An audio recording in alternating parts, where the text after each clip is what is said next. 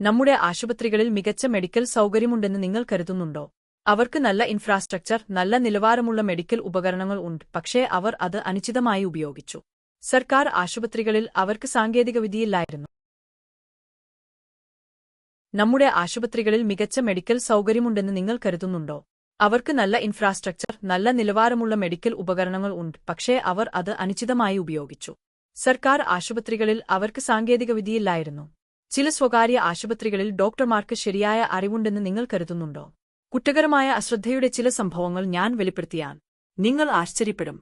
1. നെഞ്ചുവേദനയെ തുടർന്ന് പത്തനംതിട്ടയിലെ സ്വകാര്യ ആശുപത്രിയിൽ പ്രവേശിപ്പിച്ച രോഗിയെ നെഞ്ചുവേദനയെ തുടർന്ന് ഡോക്ടർ ഫിസിക്കൻ കണ്ടു. ഇലക്ട്രോകാർഡിയോഗ്രാഫ് എടുത്തപ്പോൾ ഇസിജിയിൽ പ്രത്യേക മാറ്റങ്ങൾ കണ്ടെത്തി. രോഗിയെ ഐസിയുവിൽ പ്രവേശിപ്പിച്ചു. ആന്റിയാൻജിനൽ മെഡിസിൻ പ്രതീക്ഷിച്ച ഫലം ചെയ്തില്ല, അതിനാൽ മെഡിക്കൽ ഓഫീസറെ വിളിച്ചു. വൈദ്യപരിശോധനയിൽ രോഗിയിൽ നിന്ന് മണ്ണെണ്ണയുടെ മണമുണ്ടായിരുന്നു. ആ വ്യക്തിക്ക് ഓർഗനോഫോസ്ഫറസ് കീടനാശിനിയുടെ വിഷബാധയുണ്ടെന്ന് അദ്ദേഹം കണ്ടെത്തി. അദ്ദേഹം നഴ്സിനോട് വൈറഹ്നം നൽകാൻ ആവശ്യപ്പെട്ടു. അട്രോബിനിന്റെ ഒരു ആംപൂൺ അയാളുടെ അവസ്ഥ കൂടുതൽ മെച്ചപ്പെടുത്തി. ഓർഗനോഫോസ്ഫറസ് വിഷബാധയുടെ രോഗനിർണയം അദ്ദേഹം സ്ഥിരീകരിക്കുകയും ഓർഗനോഫോസ്ഫറസ് വിഷബാധ ചികിത്സ നൽകുകയും ചെയ്തു. ഏതാനും ദിവസങ്ങൾക്കുശേഷം അദ്ദേഹത്തെ ഡിസ്ചാർജ് ചെയ്തു. സ്വർഗത്തിൽ തന്റെ സ്രഷ്ടാവിനോടൊപ്പം ചേരുന്നതിൽ നിന്ന് അവൻ രക്ഷപ്പെട്ടു. നിങ്ങൾക്ക് ഈ യഥാർത്ഥ കഥ ഇഷ്ടപ്പെട്ടാൽ ദയവായി സബ്സ്ക്രൈബ് ചെയ്യുക. ക്രിമിനൽ അശ്രദ്ധയുടെ കൂടുതൽ കഥകൾക്കായി